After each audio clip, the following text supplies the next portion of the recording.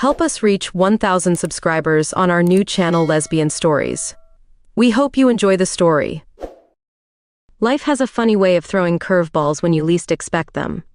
That spring morning in Atlanta, as I struggled to unlock my flower shop's front door while balancing a box of fresh peonies, I had no idea my world was about to shift on its axis.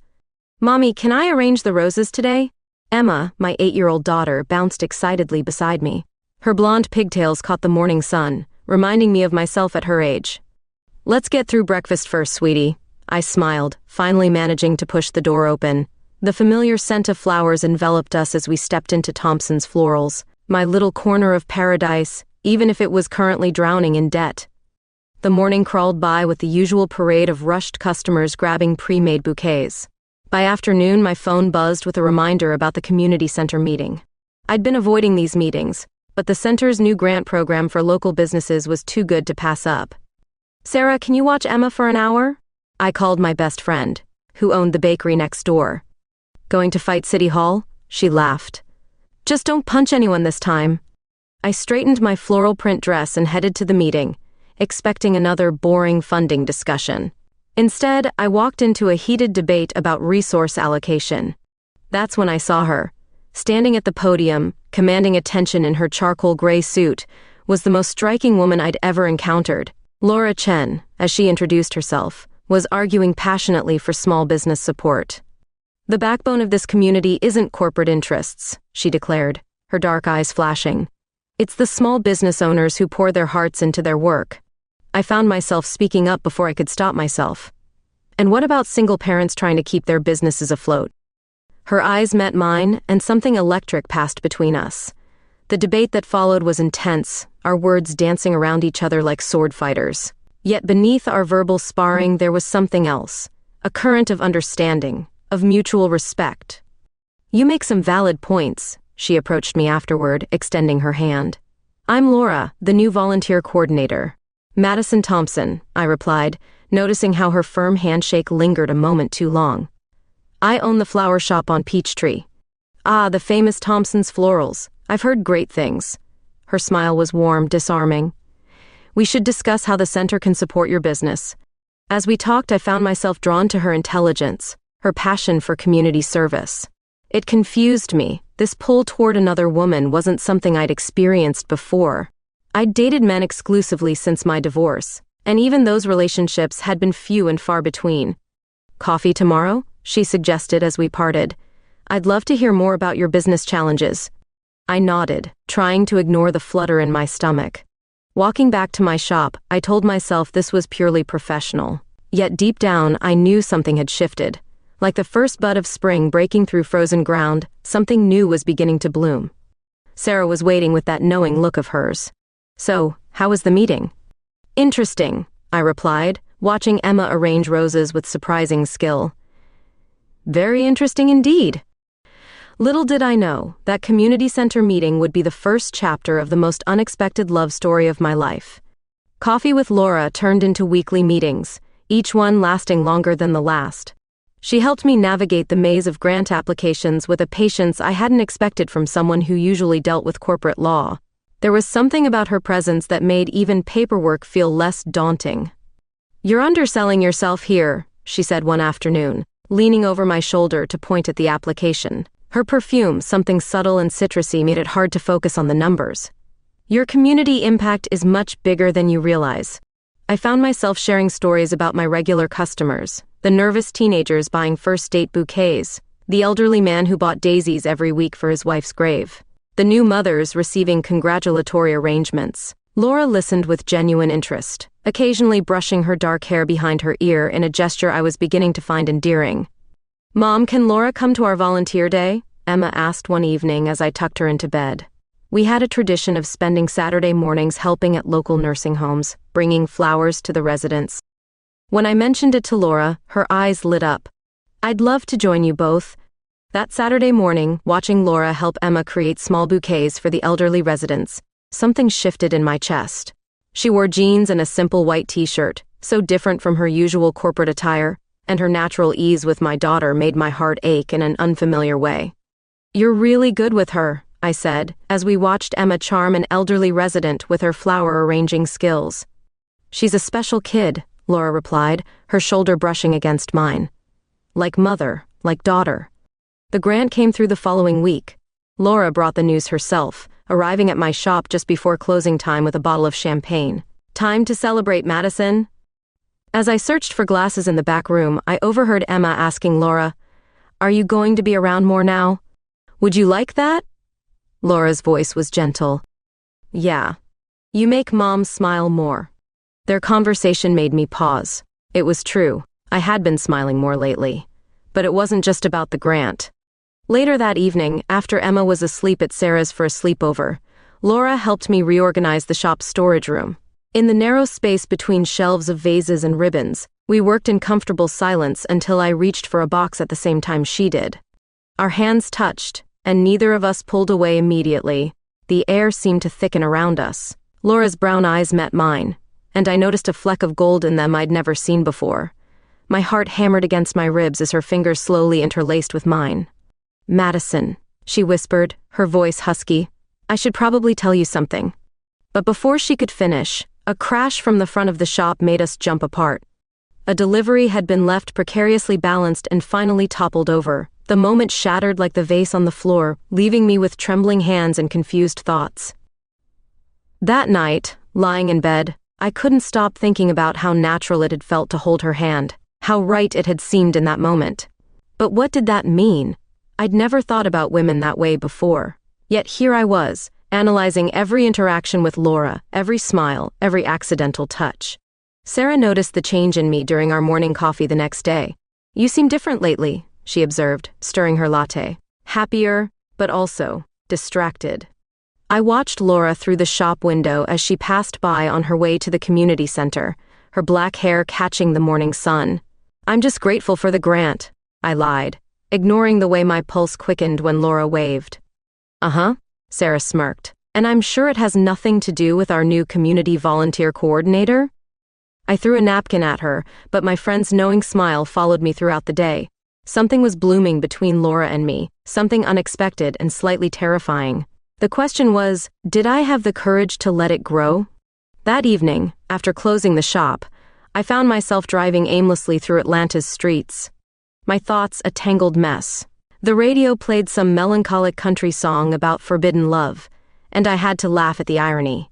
Here I was, 34 years old, questioning everything I thought I knew about myself. My phone buzzed with a text from Laura. "Still up for our walk tomorrow." Our evening walks had become a ritual over the past few weeks. We'd meet after I dropped Emma at her art class, supposedly to discuss community center projects. But lately, we'd been talking about everything else, our dreams, fears, childhood memories. "Of course," I replied, trying to ignore the flutter in my stomach. The next evening, storm clouds gathered as we walked through Piedmont Park. Laura wore a light blue blouse that made her dark eyes seem deeper, more mysterious. We found ourselves sitting on a bench, watching the lightning flash in the distance. "Can I ask you something personal?" I ventured, heart racing. "Have you always known you were gay?" Laura finished with a gentle smile. "I figured it out in college. It wasn't some dramatic revelation, just a quiet understanding that women were who I wanted to be with." Thunder rumbled overhead as I absorbed her words. I've only been with men, but lately, the first drops of rain began to fall. Laura stood, offering her hand. "Let's get back to your shop before we're soaked." We didn't make it. The sky opened up halfway there, and we ran laughing through the downpour. By the time we reached the shelter of my shop's awning, we were both drenched. "Your hair looks like seaweed," Laura laughed, reaching out to brush a wet strand from my face. Her touch sent electricity through my skin. We stood there, breathless from running, water dripping from our clothes, and suddenly the air between us felt charged with possibility. "Madison," Laura whispered, her hand still on my cheek. "I think you know how I feel about you." "I'm scared," I admitted, my voice barely audible over the rain. "What if I'm wrong about what I'm feeling? What about Emma? What will people say? What are you feeling?" Instead of answering, I closed the distance between us. Her lips were soft, tasting of rain and something distinctly Laura. The kiss was gentle at first, then deeper as she pulled me closer. Everything else faded away, the rain, my fears, the world itself. When we finally parted, Laura rested her forehead against mine. "Wow," she breathed. "Yeah," I agreed, my heart pounding. "That was perfect," she finished. Reality crashed back when my phone buzzed, Emma's art teacher asking if I was running late. I jumped back, suddenly aware of what I'd just done, what line I'd just crossed. "I have to go," I stammered, fumbling for my keys. "Emma." "Madison, wait!" Laura called after me, but I was already in my car driving away from the most incredible kiss of my life. The next few days were torture. I avoided Laura's calls, threw myself into work, and tried to pretend nothing had changed. But everything had changed. I caught myself touching my lips, remembering that kiss. I saw Laura everywhere, in coffee shop windows, in passing cars, in my dreams. Sarah cornered me in my shop's back room after watching me jump at every customer entrance. "Okay, spill it. What's going on with you and Laura?" "Nothing," I lied, arranging and rearranging the same bouquet. "Bull. You've been acting weird since that rainy evening. Did something happen?" I set down the flowers, my hands shaking slightly. "We kissed." And it was amazing," I whispered, finally admitting it aloud. "And terrifying, and I don't know what to do about it." Sarah hugged me tightly. "You know what to do. You're just scared to do it." She was right.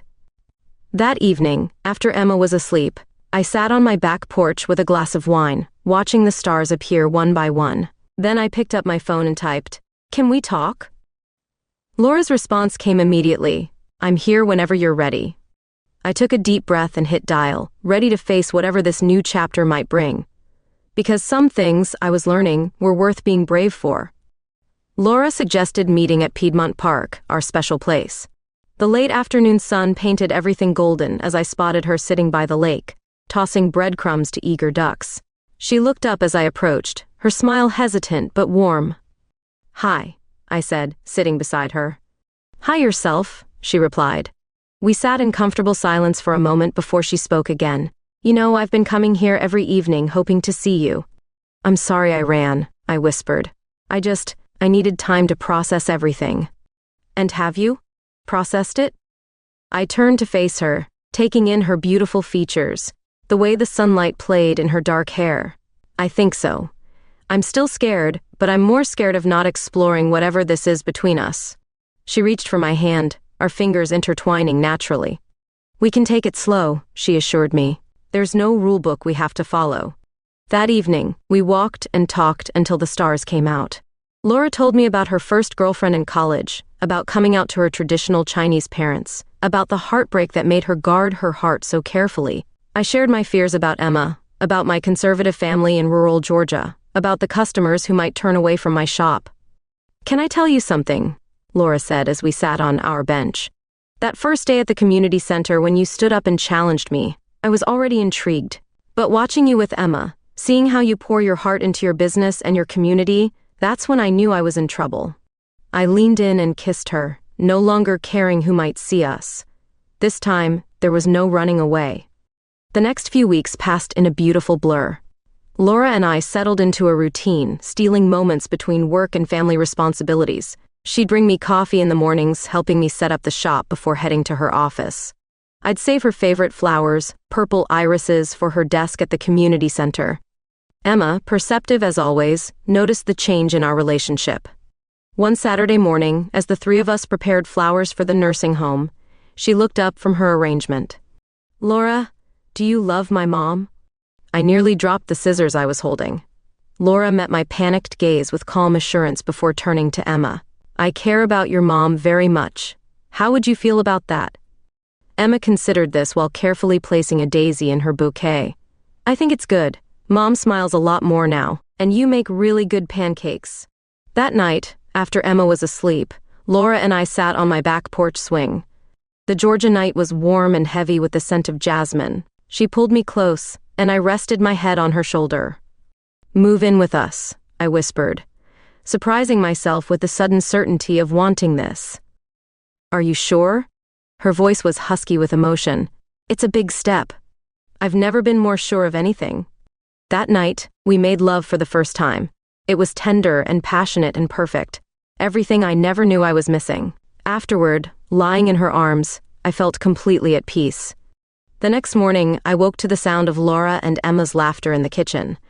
Following the smell of coffee and pancakes, I found them attempting to flip pancakes in the air, more batter on their faces than in the pan. "Good morning, sleepyhead," Laura grinned, pulling me in for a quick kiss. "Ew, gross," Emma giggled, but her smile was bright and accepting. Later that day, as I arranged a wedding bouquet in my shop, Sarah stopped by with our usual coffee order. "You're glowing," she observed. "Love looks good on you. Is it that obvious?"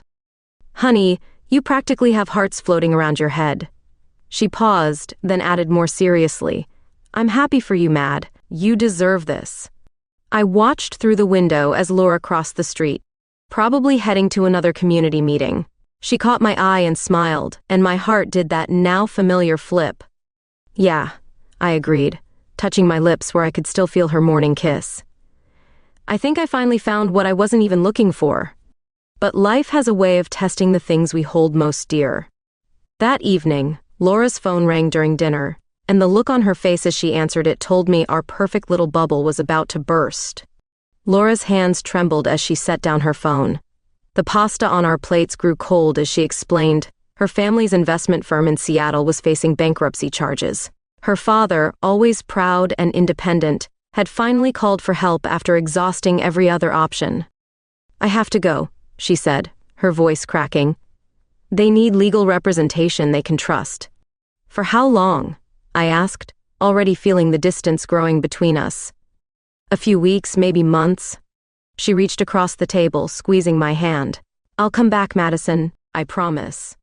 Emma took the news hard, hiding in her room when Laura packed her suitcase the next day. I found our daughter clutching the dried flower crown Laura had helped her make last week. "Everyone leaves," Emma whispered, and my heart broke a little. The drive to the airport was quiet, heavy with unspoken fears. Standing at the security checkpoint, Laura pulled me close. "We'll make this work," she promised. "Technology is amazing these days, right?"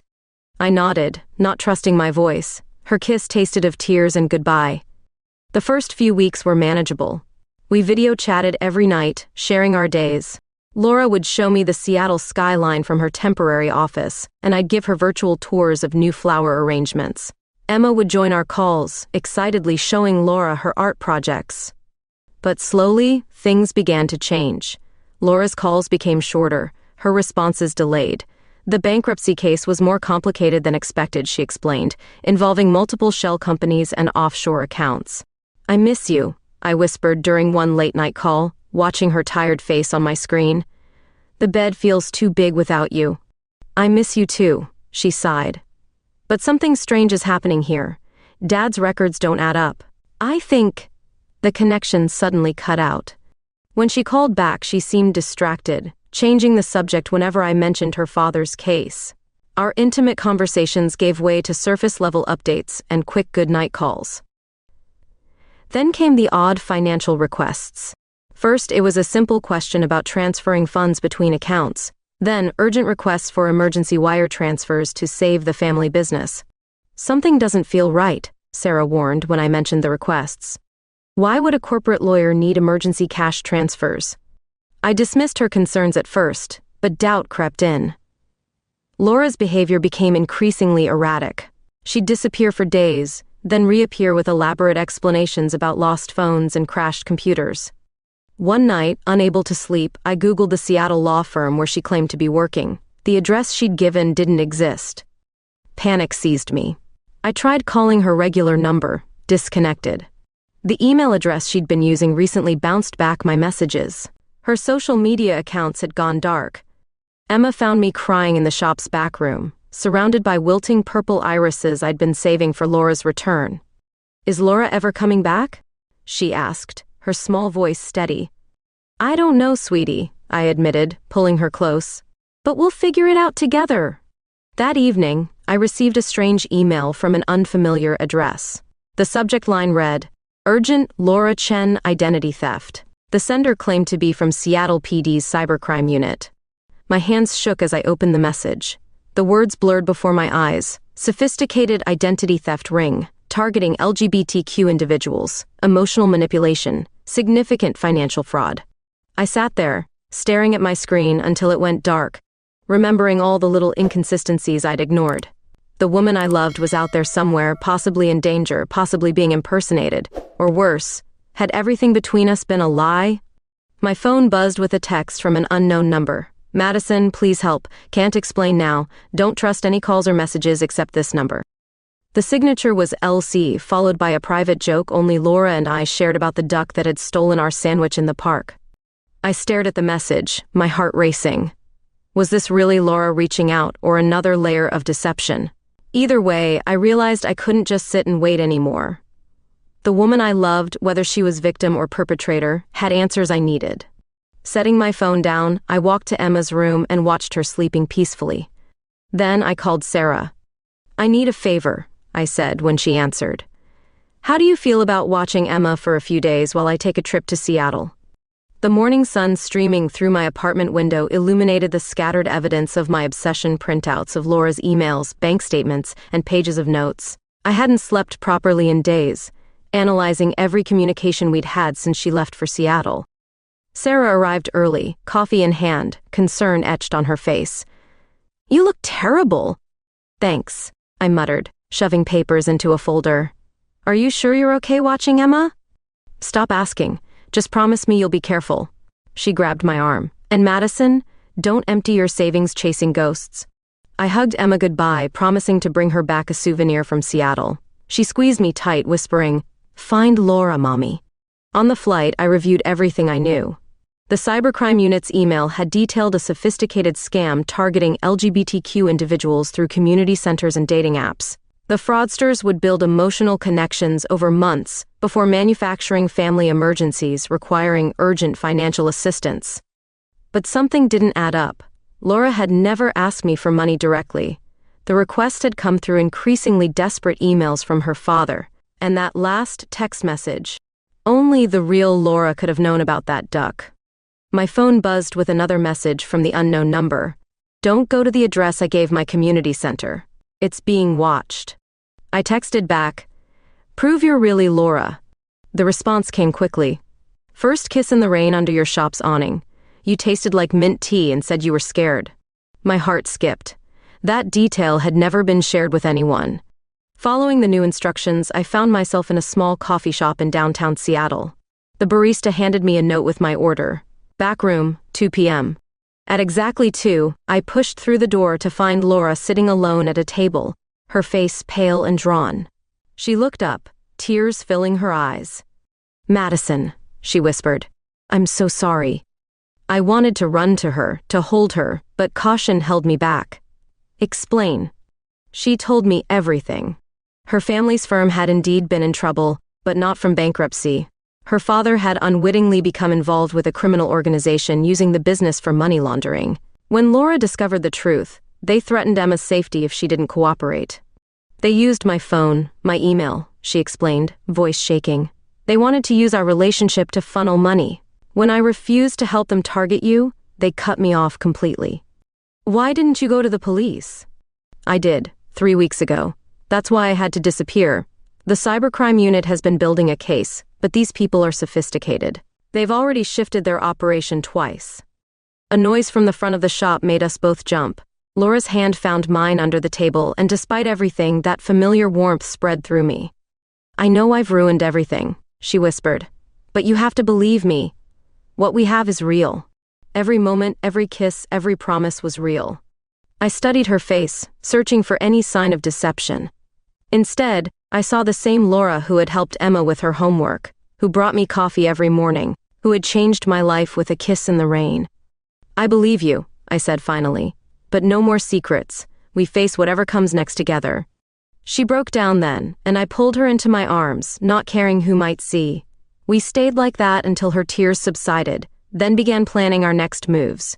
That evening, in my hotel room, I made 2 calls, one to Emma, assuring her everything was okay, and another to the FBI agent Laura had been working with. As I listened to him detail their plans to catch the organization, Laura curled up beside me, her head on my shoulder. I missed this, she murmured. Just being close to you. Me too, I replied, running my fingers through her hair. But when this is over, we're going to have a long talk about trust and communication. She nodded against my shoulder. I promise, no more running away.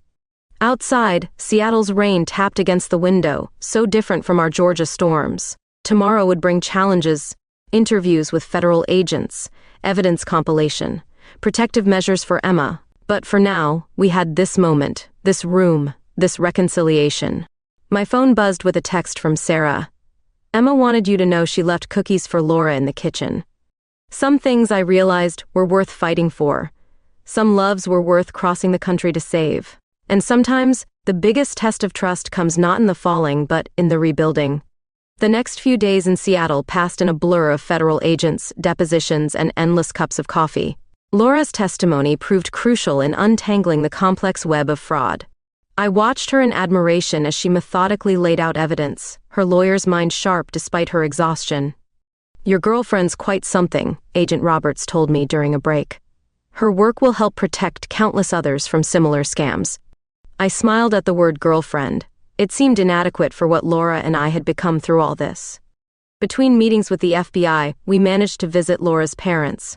Their modest home in the suburbs was a far cry from the wealthy facade the criminals had created. Her father, a gentle man with graying temples, broke down when he saw us. I should have known better, he kept saying. I've put everyone in danger. Laura held his hand firmly. No, Dad, they're the criminals, not you. We're going to fix this. Her mother, busy in the kitchen making dumplings, pulled me aside. Thank you, she whispered in accented English, for believing in my daughter when even we doubted ourselves. That evening, as Laura and I walked along the Seattle waterfront, she suddenly stopped and turned to me. Come with me, she said, pulling me toward the pier. A ferry was just departing, its lights reflecting off the dark water. Laura wrapped her arms around me from behind, and we watched the city skyline shimmer. When I was hiding from those people, she murmured against my hair, this was what I thought about. Just holding you, watching the water. I was so afraid I'd never get to do this again. I turned in her arms. You're stuck with me now. No more running. The kiss we shared tasted of promise and new beginnings. The breakthrough came 3 days later. The FBI's cyber team, using Laura's information, tracked the organization's main server. Within hours, arrests were being made across 3 states. It's over, Laura breathed, watching the news coverage in our hotel room. Really over. I called Emma that night on video chat, and her face lit up seeing us together. Are you coming home now? Both of you? Yes, sweetie, Laura answered, squeezing my hand. Both of us. The flight back to Atlanta felt different from my anxious journey west. Laura dozed against my shoulder, exhausted but peaceful. I watched the clouds below, thinking about how close I'd come to losing her. Sarah and Emma were waiting at the airport, holding a sign covered in glitter that read, Welcome home, moms. Laura's breath caught when she saw it. Emma launched herself at us both, and we ended up in a messy group hug right there in the arrival hall. Sarah, ever the photographer, captured the moment on her phone. The community center's been calling, she told us as we drove home. Apparently your case has inspired them to start a fraud awareness program for LGBTQ individuals. Laura smiled. Maybe something good can come from all this. That evening, after Emma was asleep, we sat on our back porch. The familiar Georgia humidity wrapped around us like a blanket, fireflies dancing in the darkness. You know, Laura said thoughtfully, when I first moved here, I never imagined I'd find a family. Is that what we are? I asked, though I already knew the answer. She pulled me closer. You and Emma, you're everything. These past weeks made me realize I don't want to spend another day without you both. A week later, Laura testified via video conference at the preliminary hearing. The prosecutors were confident the case was solid. As she closed the laptop, I saw tears in her eyes. Happy tears, she assured me, pulling me into a kiss. We did it. That night, we celebrated with a family dinner. Emma insisted on making her famous spaghetti, with Sarah joining us. As I watched Laura help Emma measure pasta portions, both of them laughing at some shared joke, I realized something profound. Sometimes love isn't just about the grand gestures or dramatic rescues. Sometimes it's about choosing each other every day, through criminal conspiracies and cooking disasters alike. And sometimes, the most beautiful love stories are the ones that survive the storm. "Mom," Emma called from the kitchen. "Laura's burning the garlic bread." "I am not," Laura protested, though the smell of slightly charred bread suggested otherwise. And just like that, we were home. All of us, together, exactly where we belonged. A year has passed since the Seattle incident, and life has settled into a beautiful rhythm. The flower shop is thriving, partly thanks to the publicity from Laura's case. Turns out, people love buying flowers from the store that helped bring down a criminal organization. Who knew? "Mom, have you seen my rainbow tie?" Emma called from upstairs. Today was the annual community center fundraiser, and my 11-year-old was determined to coordinate with the event's pride theme. "Check Laura's office," I shouted back, adjusting the centerpiece for the 100th time. The fundraiser was being held in our shop this year, and everything had to be perfect. Laura appeared behind me, wrapping her arms around my waist. "The flowers are beautiful, stop fussing," says the woman who reorganized her closing speech 15 times last night, I teased, leaning back into her embrace. The past year had brought changes, all good ones. Laura's fraud awareness program at the community center had become a national model, earning recognition from LGBTQ organizations across the country. She split her time between corporate law and community work now, finding a balance that made her eyes shine with purpose. Emma had blossomed too. Having two moms had made her more empathetic, more aware. She'd started a diversity club at her school, with Laura's proud guidance. The bell above the shop door chimed as Sarah entered, carrying a massive cake decorated with rainbow flowers. "Where's my favorite niece?" "Up here, Aunt Sarah," Emma called, finally emerging with the found tie. As guests began arriving for the fundraiser, I watched Laura work the room. She was in her element, sharing our story, inspiring others to support the community center's new initiatives. The way she spoke about our journey, from that first heated debate to the cyber fraud investigation, had everyone captivated. "And none of this would have been possible," she said, catching my eye across the room, "without the bravery of one stubborn florist who refused to give up on love." The crowd awed, making me blush. Emma, standing beside me, squeezed my hand. Later, as the evening wound down, Laura clinked her glass for attention. I assumed it was time for her closing speech, but she turned to face me instead. "Madison Thompson," she began, her voice trembling slightly.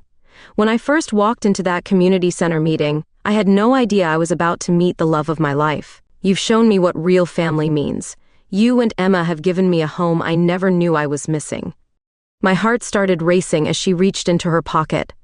"We've faced criminals together," she continued with a small laugh. "So I figure marriage should be a piece of cake." She dropped to one knee, pulling out a ring box.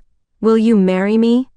The ring was beautiful, a delicate band with a small rainbow opal, surrounded by tiny flowers. But more beautiful was the look of pure love in Laura's eyes.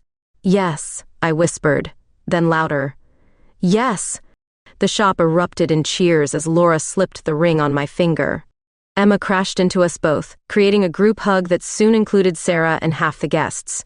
"About time," Sarah muttered, wiping tears from her eyes. Later that night, after Emma had fallen asleep on the couch and the last guests had gone home, Laura and I slow danced among the flowers. The shop smelled of roses and joy, if joy had a scent. "You know," I murmured against her shoulder, "when you first left for Seattle, I thought I'd lost everything." She pulled back to look at me, tucking a strand of hair behind my ear. "And now?" "Now I know some things are meant to be. Like fierce lawyers who challenge stubborn florists at community meetings. Like single moms who kiss strangers in the rain," she added with a smile. "Like families that find each other in the most unexpected ways," Emma's sleepy voice chimed in from the couch. Laura and I laughed, extending our arms to include her in our dance. As we swayed together in the dim light of my little flower shop, I realized this was more than a happy ending. It was a beautiful beginning. Some love stories start with a bang, others with a whisper. Ours started with an argument and ended with a promise. And somewhere in between, we created something rare and precious. A garden of love, blooming against all odds. "So," Laura whispered, "ready for our next adventure?" Looking at my ring, at Emma's sleeping face, at the life we'd built together, I knew the